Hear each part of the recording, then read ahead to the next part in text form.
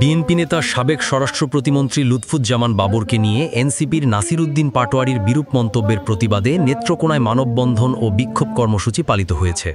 আজকে আমরা যে বিষয় নিয়ে মানববন্ধন করেছি তা আপনাদের সকলেই জানা আছে।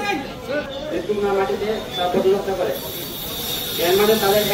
মঙ্গলবার বেলা 12টায় শহরের বড়বাজার জামে মসজিদের সামনে সচেতন আলেম সমাজ ও ছাত্র জনতার আয়োজনে এই কর্মসূচি পালিত হয়।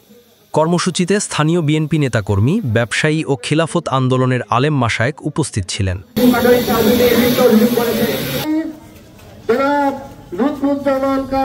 বিক্ষোভ কর্মসূচিতে গত 27 জুলাই নেত্রকোনায় এনসিপি পদযাত্রায় অংশগ্রহণ করেন নাসির উদ্দিন পাটোয়ারি উদ্দেশ্যপ্রণোদিতভাবে বিএনপি নেতা লুৎফুজ্জামান বাবরকে বিরূপ মন্তব্য করার প্রতিবাদে জানিয়ে উপস্থিত বক্তারা বলেন, দ্রুত সময়ের মধ্যে নাসির উদ্দিন পাটোয়ারিকে তার বক্তব্য প্রত্যাহার করে জনতার কাছে ক্ষমা চাইতে হবে, না হলে বিএনপি নেতাকর্মী সহ সর্বস্তরের জনতা দফায় দফায় কর্মসূচি পালন করবেন। বিক্ষোভ সমাবেশে বিএনপি নেতাকর্মীরা নাসির উদ্দিন পাটোয়ারিকে উদ্দেশ্য করে বলেন, বিগত 17 বছর ফ্যাসিস্ট আওয়ামী লীগ লুৎফুজ্জামান বাবরকে নির্যাতন করে যে রক্ত ঝরিয়েছেন সে রক্ত এনসিবির নেতাকর্মীদের শরীরেও নেই। তাই বিএনপি নেতাকর্মীদের নিয়ে বক্তব্য দেওয়ার আগে ভেবে চিনতে বক্তব্য দেওয়ার আহ্বান জানান। এক পবিত্র দিনে নেত্রকোনার মাটিতে এনসিবি কর্তৃক একটি সমাজ হবে।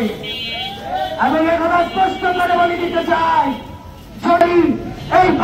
এদিকে খেলাফত আন্দোলনের আলেমরা বলেন, লুৎফুজ্জামান বাবর কোনো একটি দলের নেতা নয়, তিনি এই অঞ্চলের ভাটি বাংলার মানুষের নেতা।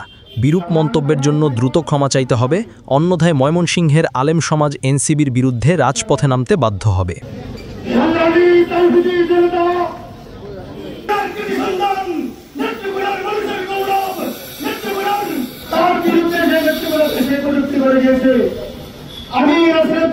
কয়েকদিন আগে যে এনসিপি নেতা নাসির উদ্দিন পাটোয়ারি জারবি পাটোয়ারি উপস্থিত সর্বস্তরের নেত্রকোনা জেলার বিভিন্ন স্তরের এনসিপি নেতা আছে।